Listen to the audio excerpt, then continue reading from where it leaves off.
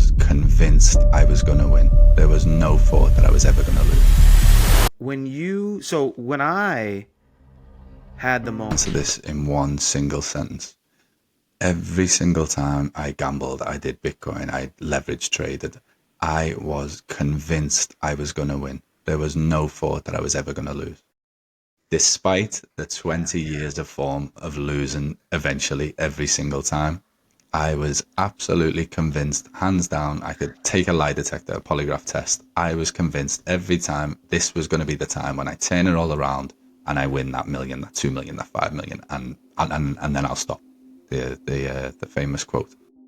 Convinced. There was no doubt in my mind ever that I was going to lose. That was why I was able to do it. Well, no, and yeah, like I agree with you that like every single time I went to the craps table, I wouldn't say that I thought I was going to win, but I was hoping and praying I was going to win.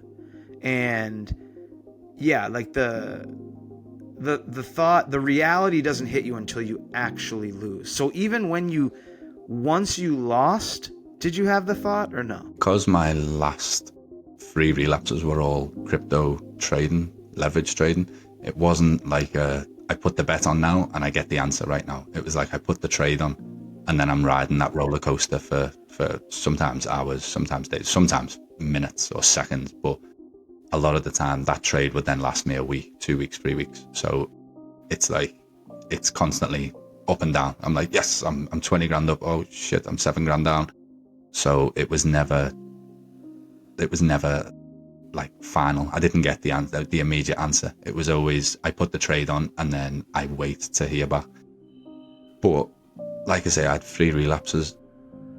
Each time it was like 3 losses, if you like. So that time when I had the relapse with Julie, once the money was gone, it was gone. I didn't stop for a week, get more money and go again. It was just a continuous like 2 week, 3 week, 4 week period. And then I was done. And then all that guilt, all that shame of I can't pay for anything. I've got no disposable income for the next 4 years now.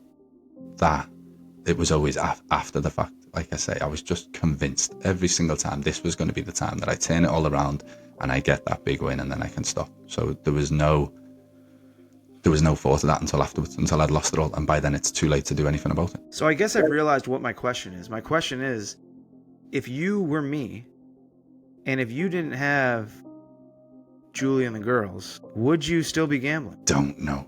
I went into rehab because my wife told me to go to rehab and said, if I want my 2 daughters in my life, I need to go to rehab. And when I went into rehab, I said, I'm here for my children. I'm here to get better for my children.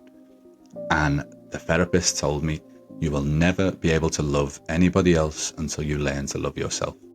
And eventually that clicked and I realized I need this recovery for myself. I am not in recovery for anybody else. I'm in recovery for myself. And in turn, by getting myself better, that allows me to be the supportive husband. That allows me to be the amazing dad that I know I can be. Would I have had that realization without them? I don't know.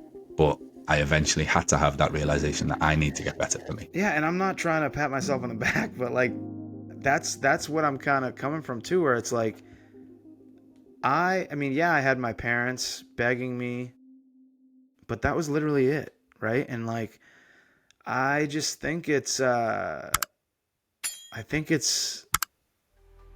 don't know what the fuck I'm trying to say, but I just think that like me doing this on my own and continuing to do it on my own, there's moments where it depresses the shit out of me, but then there's moments like right now where I'm like, fuck yeah, awesome. Like you're doing this for you and only you.